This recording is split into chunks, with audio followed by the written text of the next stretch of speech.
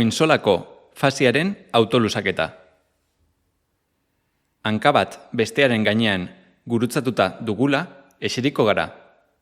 Lusatu beharreko hankako orkatilaren kanpoko aldeak kontrakoaren belaunarekin bat egin dezan.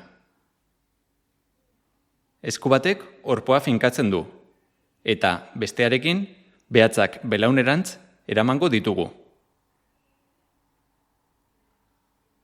30 segundo eutsi eta 2-3 aldiz errepikatuko dugu.